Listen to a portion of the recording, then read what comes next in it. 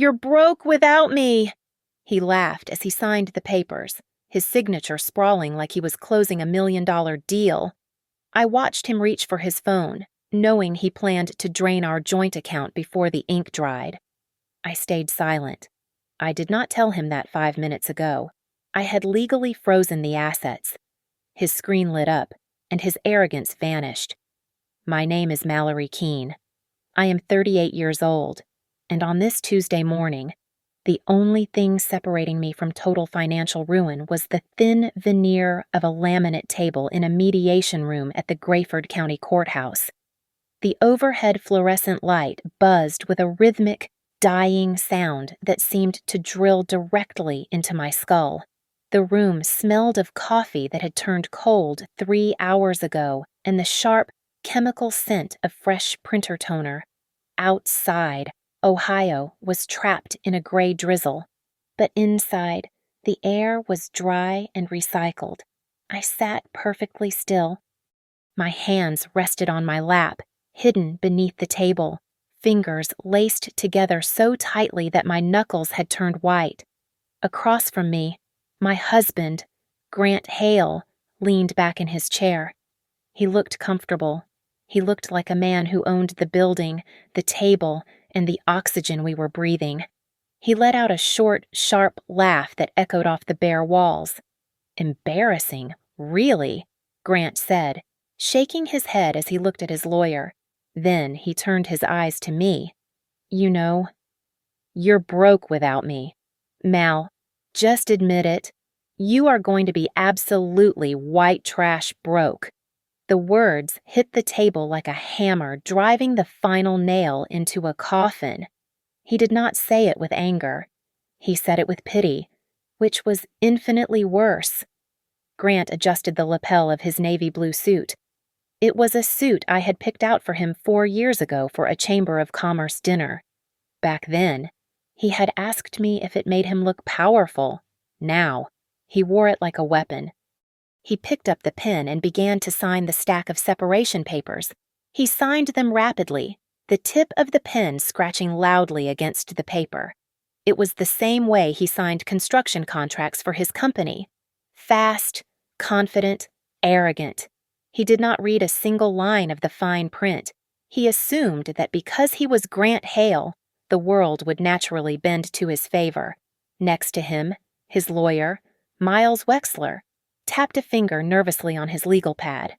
Miles was sweating, despite the chill in the room. "Let's just get this done," Miles said, pushing another page toward Grant. "We do not need to drag this out. Grant, sign the waiver for the audit. We skip the valuation. We skip the forensic accounting, and we walk away today." Clean break. Miles was trying to rush him. I knew why. Miles wanted to avoid anyone looking too closely at the books. I kept my face completely empty. I had practiced this expression in the mirror for 2 weeks. It was the face of a woman who had given up. I shifted slightly, feeling the weight of my handbag against my leg. Inside the front zipper pocket, there was a silver USB drive containing 3,000 scanned documents and a single legal form I had signed exactly 45 minutes ago. They thought I was sitting there with nothing but my grief. They were wrong. Grant tossed the pen down on the finished pile. "There. Done. Like I said. Mal, you have nothing." He reached into his inner suit pocket and pulled out his phone. I knew his routine. I knew his passwords. I knew that he was opening his banking app. He intended to transfer the entire balance of our joint operating account over $200,000 into his private holding meant for offshore vendors. He was going to drain us dry before we even reached the elevator. I looked him straight in the eyes. I did not blink. "Go ahead," I said softly. "You just try it. Grant." My voice did not shake. I did not scream. I spoke with the terrifying calm of someone who already knew the final score of the game. Grant sneered. "Watch me." He tapped the screen. He went to initiate the transfer. Suddenly, his phone vibrated loudly against the hard surface of the table. It was a long, aggressive buzz. A red banner notification slid down from the top of his screen. The brightness was turned up high enough that even I could see the alert from across the table. Joint account status. Temporarily frozen. Grant stopped. The cruel smile died instantly on his face. He tapped the screen frantically, but the gray box remained. He looked up at me, his mouth opening and closing. "What? What did you do?" he stammered. "I can't." "It's locked." I did not answer him. I picked up the pen he had discarded. I pulled the final page of the separation agreement toward me. I looked at the signature line where I was supposed to sign my life away. I lowered the pen to the paper. I did not write Mrs. Hale. With a steady hand, I wrote Mallory Keene. Before I became the woman who froze a bank account with a single click, I was a woman who found comfort in the absolute certainty of a spreadsheet. 10 years ago, I worked in the local tax assessor's office. I loved the job because the math never lied. 2 plus 2 always equaled 4, no matter how much you yelled at it. Grant Hale walked into my life not with flowers, but with a dispute over a property valuation. He was loud, charismatic, and completely wrong about the zoning laws. I corrected him. He stared at me, not with annoyance, but with the look of a predator who had just found a useful tool. Grant did not speak to me about romance. He spoke about building an empire. He talked about legacy and the future with the fervor of a preacher. When he asked me to marry him, it felt less like a proposal and more like he was securing a crucial round of angel investment. He needed someone steady to anchor his ambition. We built Hale Ridge Development together. Though his name was on the sign and mine was buried in the server room, I became the engine room of his life. While he was out shaking hands and cutting ribbons, I was in the back office handling payroll, categorizing invoices, negotiating liability insurance, and balancing the tax ledger. I knew where every single penny went. As the company began to look successful on the surface, Grant started to despise the details. He wanted the glory of the ribbon cutting, not the reality of the balance sheet. The cash flow does not match the projected revenue. Grant, I told him once, pointing to a red column on my screen. He waved a hand dismissively. "You are being negative, Mallory. You always focus on what we lack instead of what we are building. Stop counting pennies." My mother-in-law, Corinne Hale, was no better. To her, I was merely the help that her son slept with. At Sunday dinners, she would look at my sensible shoes and my lack of jewelry with a thin, tight smile. "Grant is a man of significant stature now," Corinne would say, sipping her wine. "He needs a partner who can stand in the spotlight, not just a bookkeeper." Our daughter, Harper, saw it all. At 17 years old, she was observant in a way that broke my heart. There was never any physical violence in our house. Grant never hit me. He did not have to. He simply eroded me. Harper watched as her father interrupted me at dinner, corrected my grammar in front of guests, and treated my opinions as background noise. She watched her mother turn into a ghost in her own kitchen. The financial control was the most suffocating part. Grant felt entitled to buy a $90,000 luxury SUV because it fit the image of a successful developer. He bought vintage watches that cost more than my first car. Yet, on Saturday mornings, he would sit at the kitchen island with a red pen, circling items on the grocery receipt I had left on the counter. "Do we really need the organic berries?" he asked one morning, tapping the paper. "It adds up. Mal, you need to be more disciplined." I stood there, holding a dish rag, looking at the man who had just put a $5,000 down payment on a golf club membership. I realized then that I had been deleted from our life. My compliments were expected. My questions were considered harassment. The respect he once feigned had been deducted slowly, month by month, like a bank service fee that eventually drains the account to zero. The end came on a Tuesday night. Grant poured himself a scotch and sat me down to talk about what he called a restructuring of our marriage. He did not say he wanted a divorce because he fell out of love. He proposed the separation of assets as if he were dissolving a partnership that was no longer profitable. "I think it is best if I keep the business and the house." "Obviously," Grant said, swirling the ice in his glass. "I need the liquidity and the collateral to keep things moving. You can take the apartment on 4th Street. And, well, you should probably keep Harper." He said it so casually. "You keep Harper," as if our daughter were just another piece of leftover inventory, like an old printer or a surplus office chair that he did not have room for in his new, streamlined life. I am not sure I understand," I said, my voice quiet. "It is simple math. Mal," he said, taking a sip. "I build the value. You just maintain it. I am being generous." He thought I was just the bookkeeper. He forgot that the bookkeeper is the only person who knows where the bodies are buried. I played the part of the defeated wife perfectly. For 3 days after Grant proposed his restructuring, I walked around the house in a daze, wearing old sweatpants and letting my hair hang loose. I spoke in a quiet, trembling voice. I let him believe that I was too crushed to think, let alone fight. It worked. Grant stopped watching me. He stopped guarding his devices because he arrogantly believed that I was too stupid to understand the complexity of his business. "I might be late tonight," Grant told me on Thursday evening, adjusting his silk tie in the hallway mirror. "Client dinner. Do not wait up, or worry your pretty little head about the details." "Okay," I whispered, looking at the floor. "I will just go to bed early." The moment the garage door rumbled shut and his Porsche roared down the driveway, I dropped the act. I walked straight to his home office and woke up the main server. My fingers flew across the keyboard. He had not even bothered to change his admin password. He thought so little of me that he left the keys to the castle right under the doormat. I did not look for love letters or hotel receipts. I looked for the money. I started with the cash flow ledgers. To an outsider, it looked like money was pouring in, but I knew how to read the currents. I saw a deposit of $50,000 from the new Riverside project on the 1st of the month.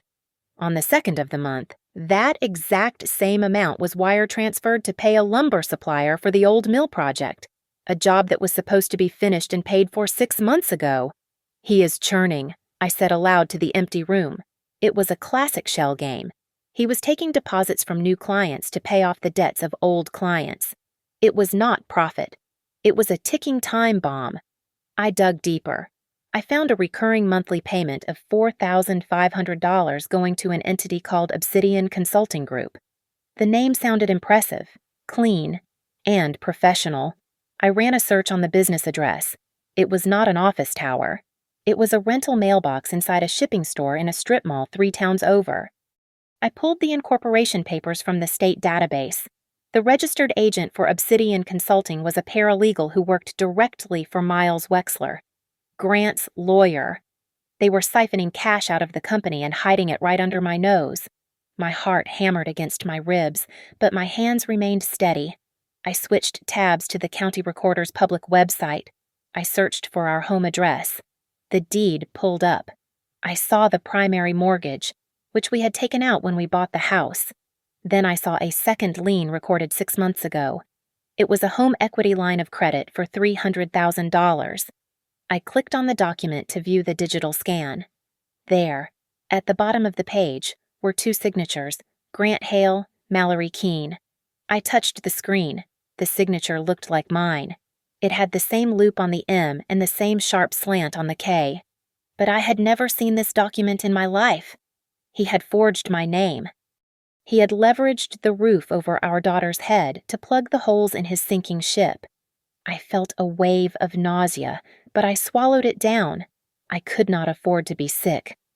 I clicked into a folder on his desktop labeled simply MISC. It was a graveyard of terrified secrets. I found scanned letters from the IRS. They were not friendly reminders. They were final notices for unpaid payroll taxes. Grant was withholding money from his employees' paychecks for taxes, but keeping the cash for himself. He was not just a bad businessman, he was committing federal crimes. Then came the final blow. I opened the vendor contracts for the new heavy machinery. I scanned to the bottom page. There was a clause in bold text, personal guarantee. Grant had signed it. He had signed all of them. "You idiot," I hissed. "You?" Absolute arrogant fool. By signing a personal guarantee, he had dissolved the corporate veil. If the company failed and the math said it was definitely going to fail, the creditors would not just take the bulldozers, they would come for our personal bank accounts, our cars, and the house. I sat back in the chair, the glow of the monitor illuminating the dark room. If I exposed him now, while we were still legally bound as one unit, the explosion would kill us both. The debt would be my debt. The fraud would be my problem. I had to get out of the blast radius before the fuse ran out. I reached into my pocket and pulled out a fresh USB drive. I named the folder The Autopsy. I began to download everything. I saved the forged mortgage. I saved the shell company payments. I saved the IRS threat letters. I saved the emails where he instructed his accountant to delay payments. I printed physical copies of the most damning evidence and organized them into color-coded tabs. I was not just leaving a marriage anymore. I was preparing a case file. Grant wanted a divorce to save his lifestyle. I needed a divorce to save my life. I needed to scream. So I went to Brooke Larkin. Brooke was the president of the PTA, the woman who brought homemade lasagna when people got sick, and the person I thought was my closest friend. I sat on her beige linen sofa while she poured me a large glass of expensive Chardonnay. She hugged me, her perfume smelling of vanilla and expensive department stores. "Oh, honey, that is just terrible," Brooke cooed, patting my hand. "I cannot believe he would do this to you after everything you have done for that company." I drank the wine, letting the warmth settle my nerves. I started to talk. I told her I was scared. I told her I did not know how I would survive. Brooke nodded sympathetically, but then her questions shifted. They became sharp, specific. "So, who is your lawyer?" "Mal," she asked, leaning in a little too close. "Is it someone aggressive? And what exactly are you going to ask for? Are you going for the lake house? You should really tell me the strategy so I can, help you prepare." It felt like she was conducting a deposition rather than offering comfort. I told her I was thinking about the lake house because it had equity. I told her I was looking at a high-end firm in the city. She nodded, her eyes wide, absorbing every detail like a sponge. The next morning, Grant was in the kitchen making espresso. He did not look at me, but he spoke with a strange, specific intensity. "Do not even think about touching the lake house. Mallory," he said, not turning around. "And if you hire some expensive city lawyer, I will bury you in legal fees until you cannot afford to buy milk." I froze. I had not mentioned the lake house to Grant. I had not mentioned hiring a city lawyer to anyone but Brooke. I did not cry. Instead, a cold clarity washed over me. I realized my support system was bugged. Brooke was not my friend. She was a double agent. She was feeding intel to Grant, likely hoping to stay in his good graces for the social climbing benefits of being close to a wealthy developer. I decided to test the pipeline. I needed to know for sure. That afternoon, I met Brooke for coffee. I made sure to look frantic. I wrung my hands and lowered my voice to a whisper. "Brooke, I am so terrified," I said, looking over my shoulder as if I were being watched. "There is something Grant does not know about. My grandmother left me a savings bond years ago. It matured last week. It is $90,000. Brooke's eyes lit up. $90,000. That is amazing. Mal, does Grant know? No, I gasped. He would take it. He would claim it as marital property. I am trying to hide it, but I am so scared. What if the forensic accountants find it? Brooke squeezed my hand tight. Your secret is safe with me, sweetie. Do not worry. I went home and waited. I cooked dinner. I set the table. At 7 o'clock, Grant stormed through the door. He did not say hello.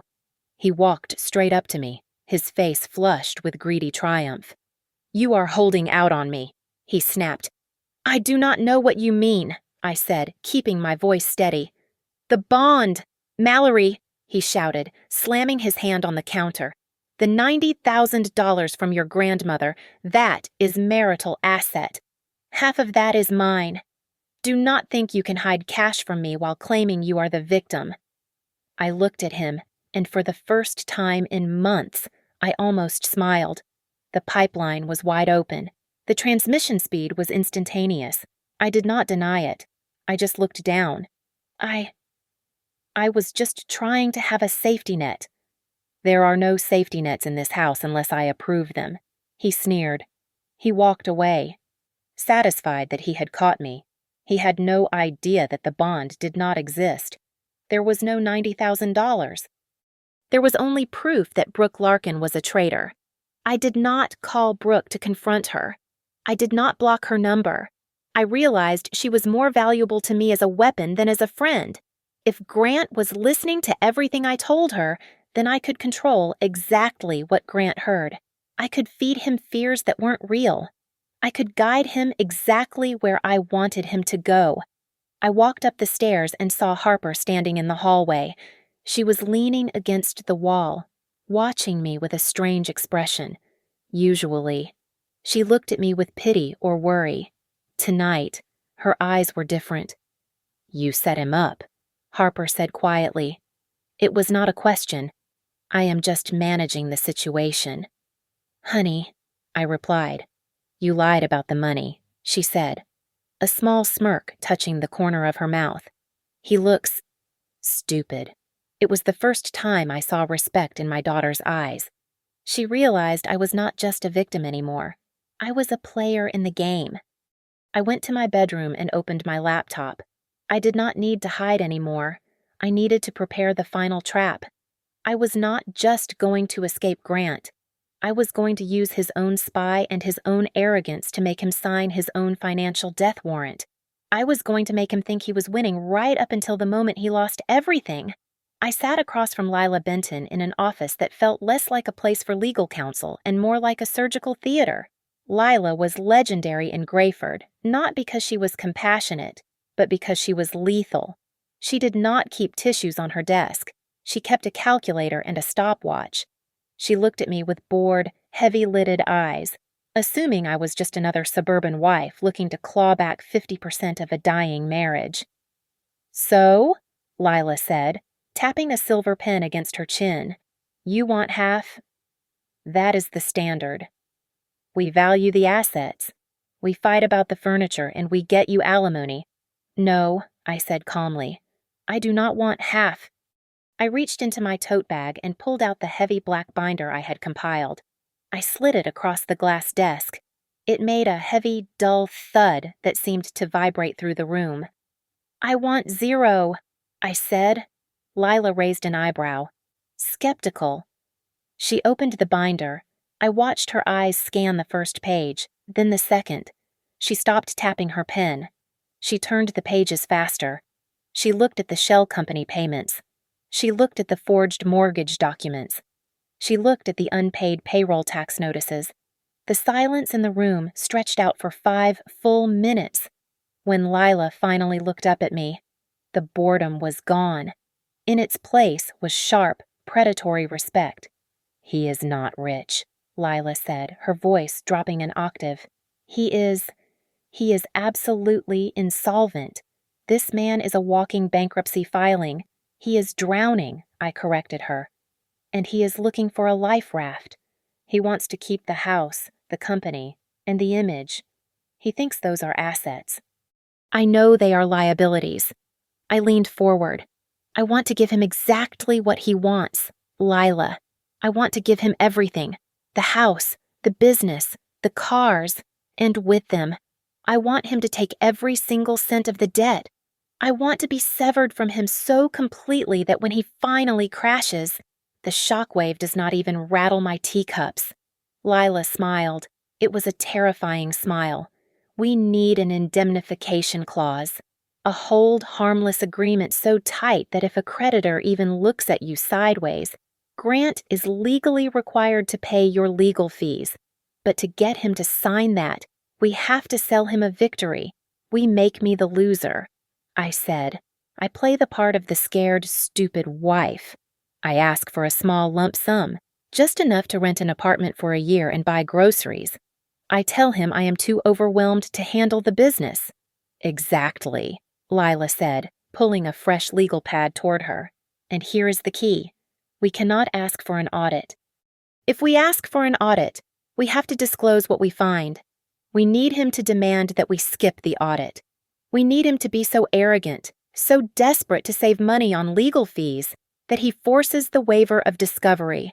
That way, later on, when the IRS comes knocking, he cannot say you hid the state of the company from him. He will have signed a paper saying he refused to look. We spent the next 2 hours drafting the architecture of his destruction. I also took steps to protect the one thing that mattered. I had a small personal savings account, money I had earned before the marriage that I had kept in a separate credit union. I instructed Lila to move it into an irrevocable trust for Harper. It was not hiding assets. It was ensuring that my daughter would have tuition money when her father's empire turned to dust. As I packed up to leave, Lila looked at the binder one last time. There is one risk, she said. If he realizes you are leaving, he might try to drain the liquid cash from the joint accounts before the judge signs the order. He is vindictive enough to leave you with nothing but the clothes on your back. I stopped at the door and gripped the handle of my purse. I thought about the banking app on my phone. I thought about the legal mechanism regarding temporary restraining orders on assets during divorce proceedings. I have a plan for that, I said. He thinks he holds the purse strings, but I know the password. I am going to freeze the joint account. Not illegally. I will do it exactly by the book, the minute the papers hit the table. It will be the only time in his life he is told no. Lila nodded slowly. A freeze. That is aggressive. It is not aggressive, I said, opening the door. It is just good accounting. The clock was ticking, and Grant did not even know the countdown had started. 2 days before the mediation, I logged into the joint account portal one last time. I did not do it to check the balance. I did it to check the queue. And there it was, a scheduled transfer, set to execute at exactly 2 p.m. on the day of our meeting. Recipient external account, ending in 449. Amount $215,000. He had timed it perfectly. He planned to get my signature on the separation agreement at 10 a.m, and by lunch, he would strip the operating account down to 0. He was going to leave me with an empty shell. I did not panic. I took a screenshot. I spent the next hour compiling a dossier of what the law calls dissipation of marital assets. I printed credit card statements highlighting transactions that had nothing to do with our family. There were charges at a boutique hotel in the city on nights he said he was working late. There was a receipt for a diamond tennis bracelet that I certainly was not wearing. There were cash withdrawals of $500 here, $1,000 there, disappearing into thin air. I drove straight to Lila's office. She looked at the screenshot of the scheduled transfer and the stack of receipts. She did not look surprised. She just started typing. This is textbook dissipation. Mallory, Lila said, her fingers flying across the keyboard. We are filing an emergency motion. We are asking the court for a temporary restraining order on the financial assets. We are not asking to take the money yet. We are just asking to freeze the status quo so he cannot run off with the pot before we divide it. Do it, I said. I took the drafted motion and walked it down to the courthouse clerk myself. I paid the filing fee. I got the date stamp. I followed every single procedural rule. I was not stealing. I was preventing a theft. But I needed a second lock on that door. I needed the bank to be as suspicious as I was.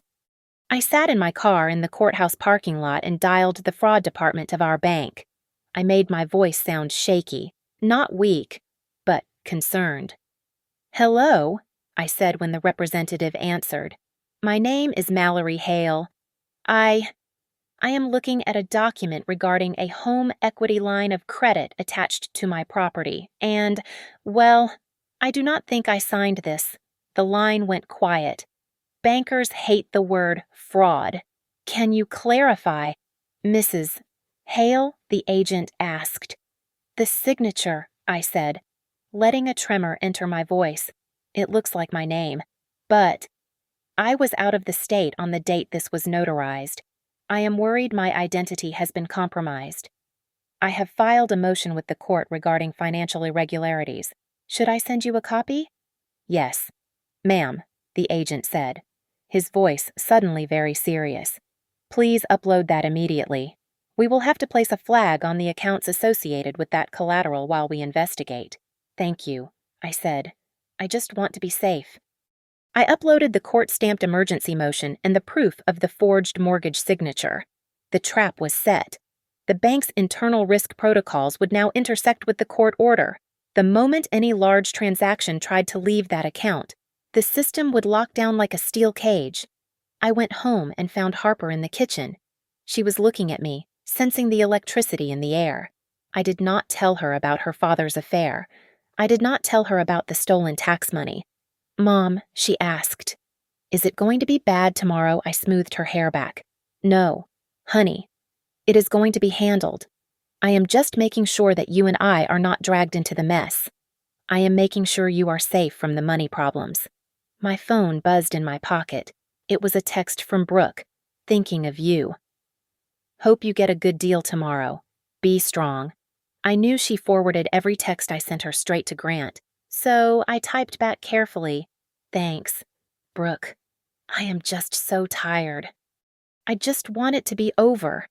I hope he is not too hard on me. I hit send.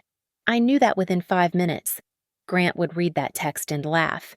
He would go to bed thinking he was walking into a slaughterhouse to kill a lamb.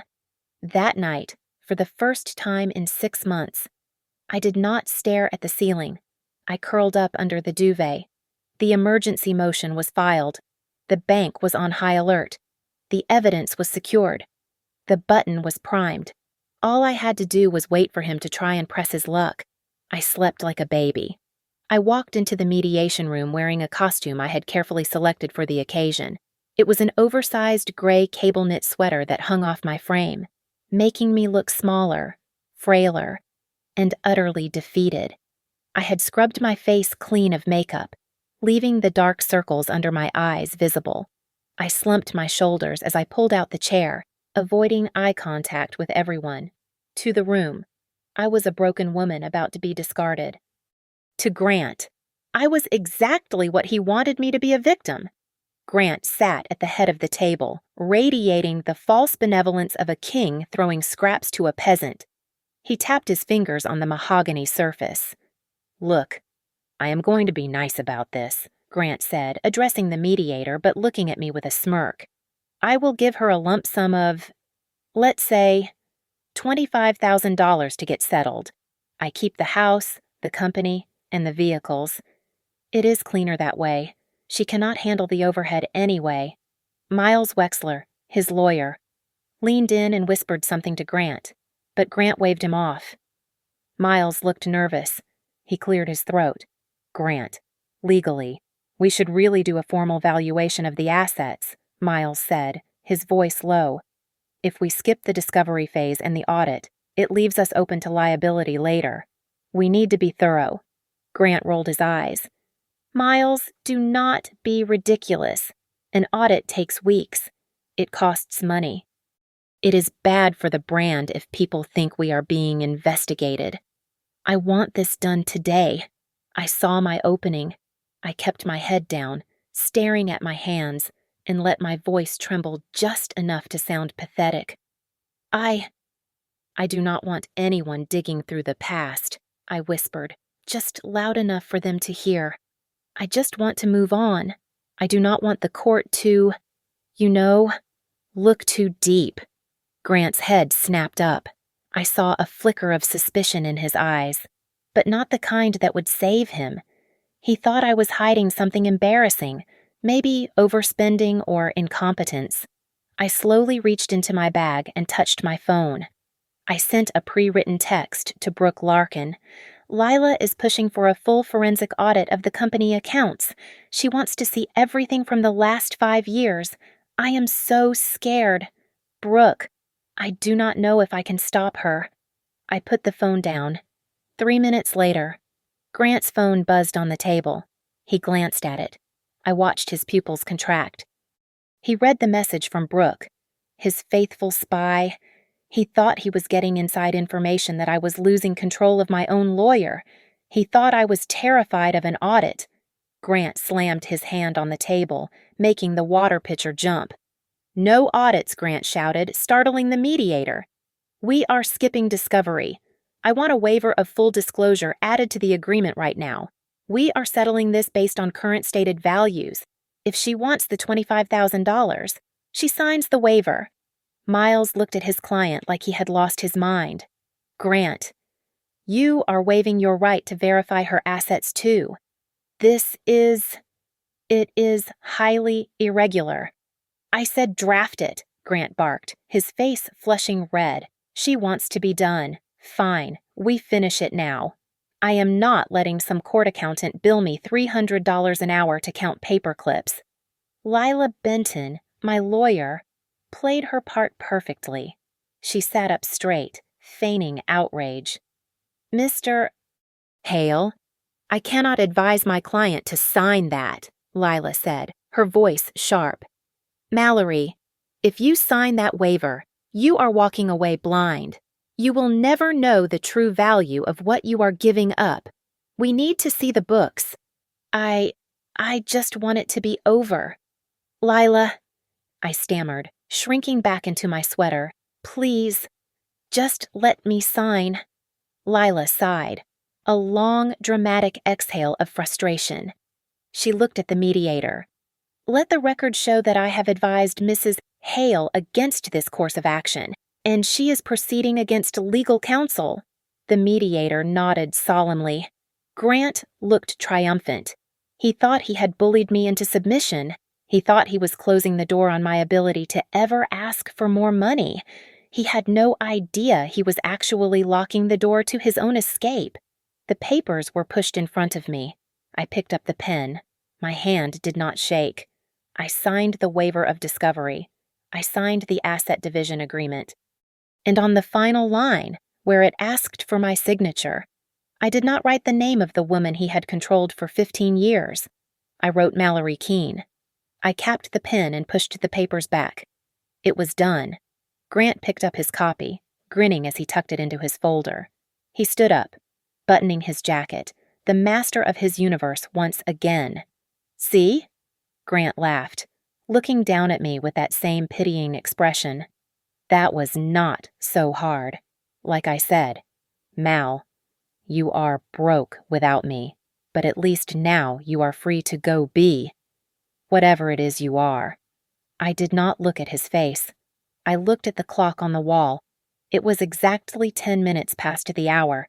"You are right, Grant," I said. My voice suddenly devoid of all the fear I had faked for the last hour. "I am free." I waited. I knew that at this exact second. The electronic signal from the bank was colliding with the court order I had filed yesterday. The trap had snapped shut. 10 minutes after we left the mediation room, Grant tried to execute his master plan. I was sitting in my car in the parking lot, watching the entrance, when I saw him stop dead on the sidewalk.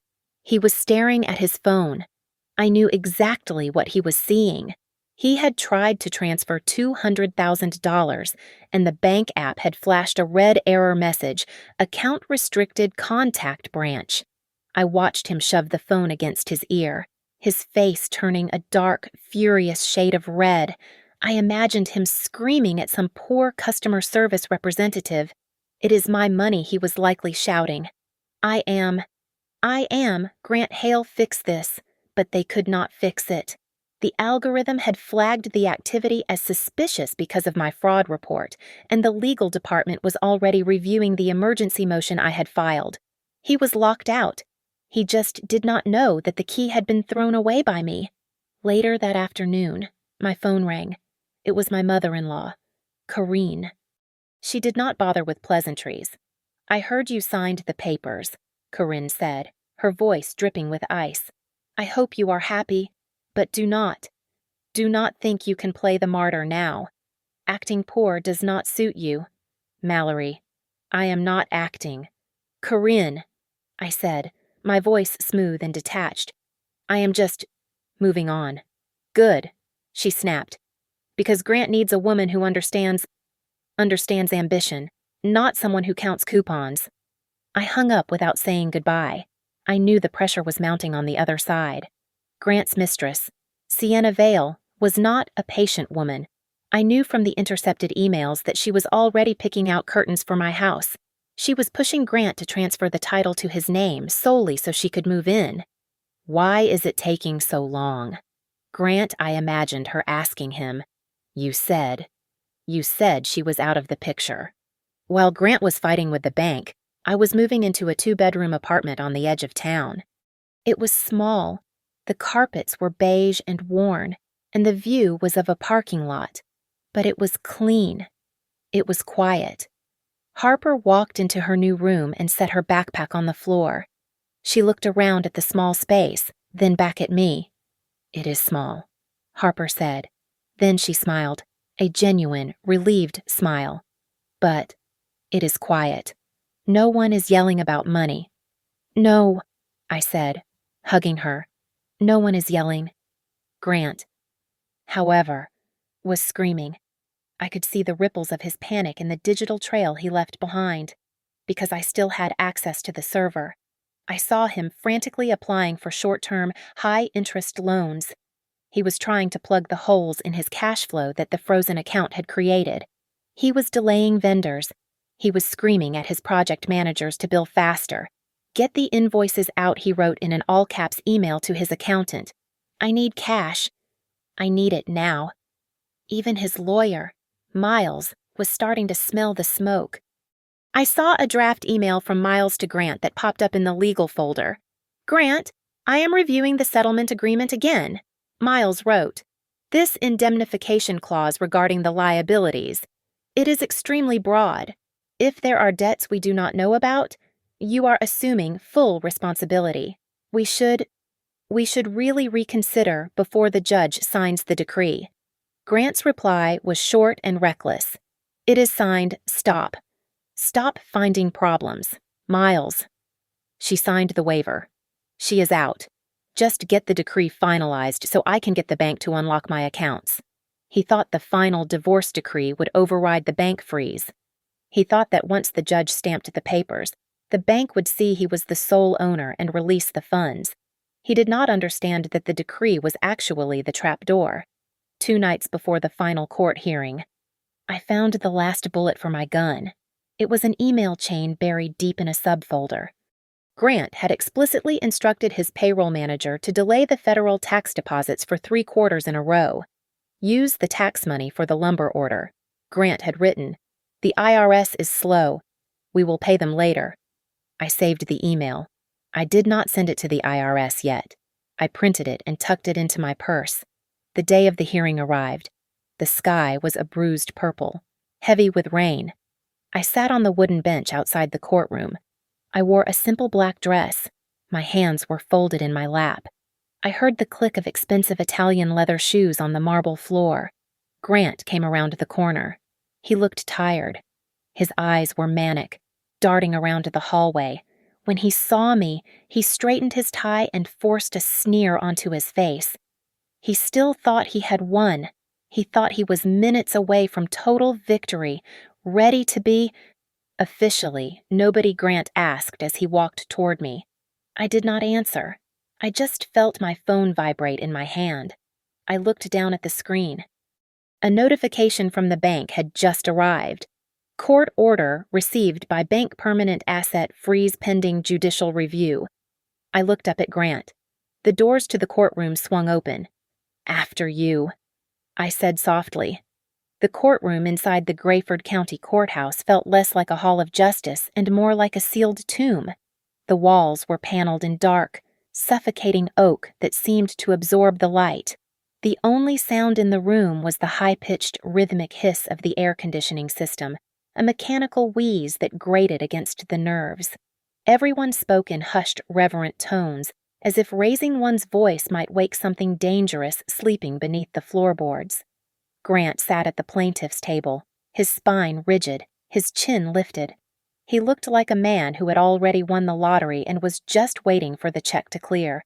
He adjusted his silk cuffs, radiating an impatience that bordered on rudeness. Behind him, in the gallery, my mother-in-law, Corinne, sat with her hands folded over her purse. Her lips were pressed together in a smile as tight and sharp as a metal paperclip. She offered me a small, triumphant nod when I glanced back. I knew that out in the hallway. Sienna Vale was pacing the marble floor, checking her watch, waiting for the doors to open so she could claim her prize. Judge Vance, a man with a face like crumpled parchment, peered over his reading glasses at me. "Mrs. Hale," the judge said, his voice gravelly, "I need to be absolutely certain you understand the terms of this decree. By signing this, you are waiving your right to any future claims on the marital assets, specifically the business known as Hale Ridge Development and the primary residence. Do you understand that you cannot come back to this court later and ask for more, regardless of the company's future valuation?" I stood up. I smoothed the front of my black dress. "I understand, Your Honor," I said. My voice was clear. It was steady. "I am satisfied with the settlement. I want to move on with my life.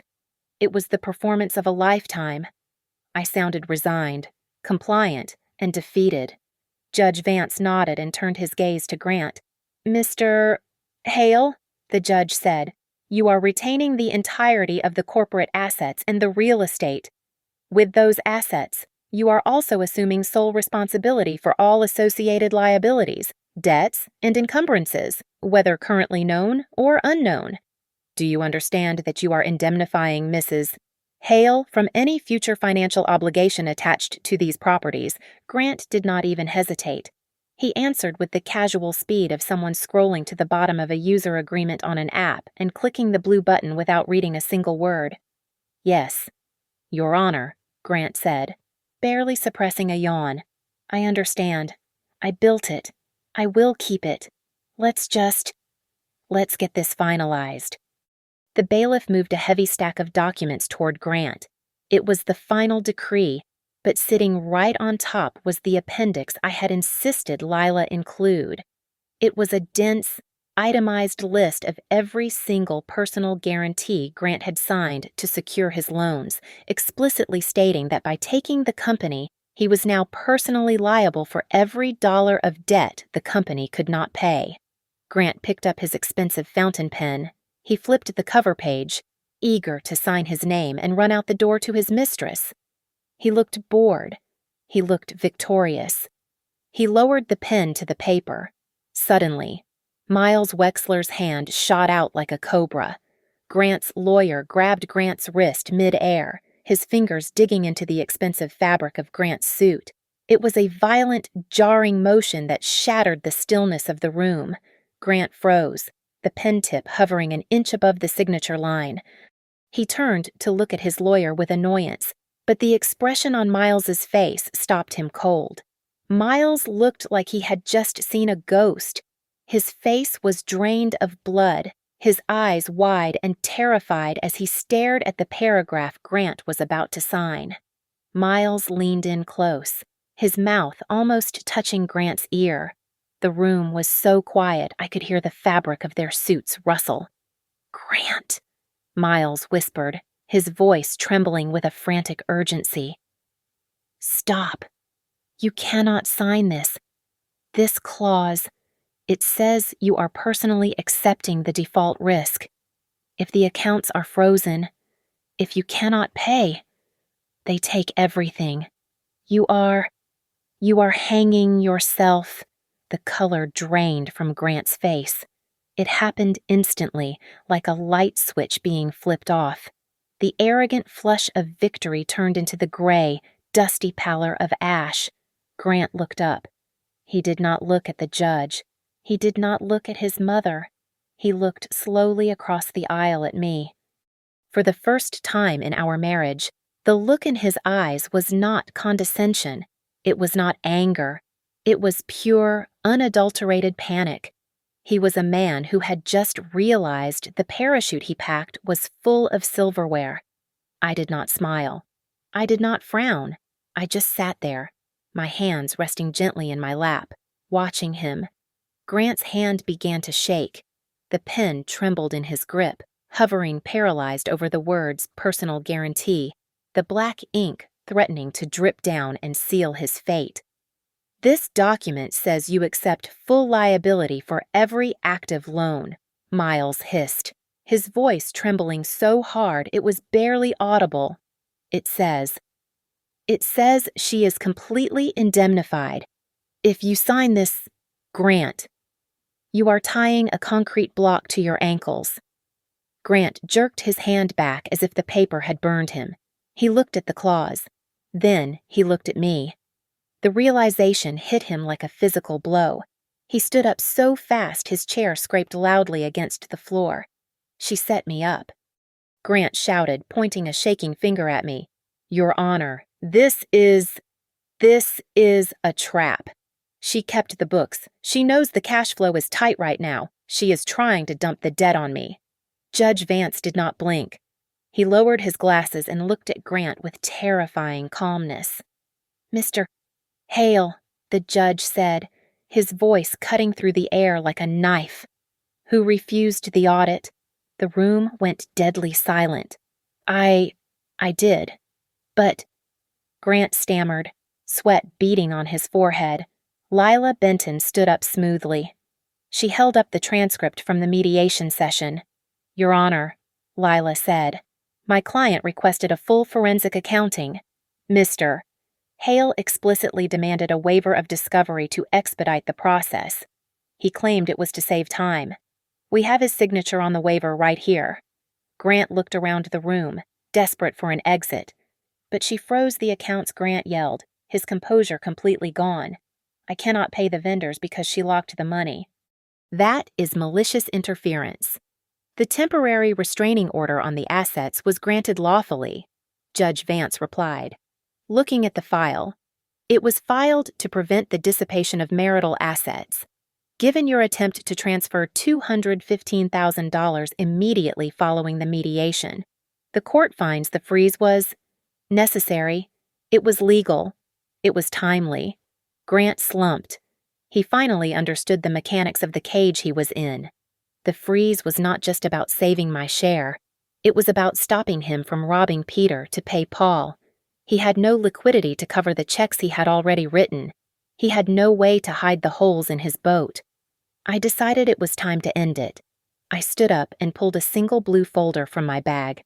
Your Honor, I said softly, I also submit into evidence a copy of a home equity line of credit taken out on our residence 6 months ago. The signature on this document purports to be mine. It is not. I was in Chicago visiting my sister on that date. I placed the paper on the judge's bench, then laid down the second piece of evidence. And this, I continued, is an email chain where Mr. Hale instructs his payroll department to delay federal tax deposits to cover his personal debts. Grant made a sound like a wounded animal. Miles Wexler closed his eyes and rubbed his temples. He knew it was over. Judge Vance looked at the papers for a long moment. Then he looked at Grant. Mr. Hale, the judge said, you waived your right to discovery. You waived your right to an audit. You insisted on taking the business and the home as is. The decree is approved. Mrs. Hale is granted the indemnification as drafted. The assets and all associated criminal and civil liabilities are yours. The gavel came down with a final wooden crack. I turned around. In the back row, Corinne Hale sat frozen. Her face was gray. She realized that the family legacy she was so proud of was nothing but a pile of debt and fraud. Out in the hallway, through the glass of the double doors, I saw Sienna Vale. She had been listening. She looked at Grant, who was now trembling at the table, and then she looked at her phone. She turned around and walked away toward the exit without looking back. The kingdom had fallen, and the rats were fleeing. Grant collapsed into his chair. He put his head in his hands. He looked small. He looked like a man who was about to spend the next 10 years answering to the IRS and the bank fraud division. I took a deep breath. For the first time in 15 years, my chest did not feel tight. I did not feel triumphant. I just felt light. I did not have to fix this. I did not have to move money around to hide his mistakes. I walked past him. He looked up, his eyes red and wet. "Mal," he whispered, "help me." I stopped. I looked down at him.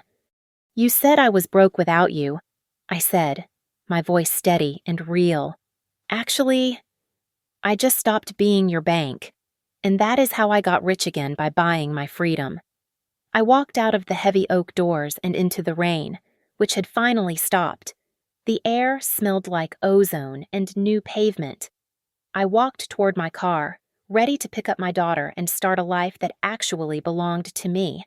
Thank you so much for listening to this story. I would love to know where you are tuning in from, so please drop a comment below and let's chat.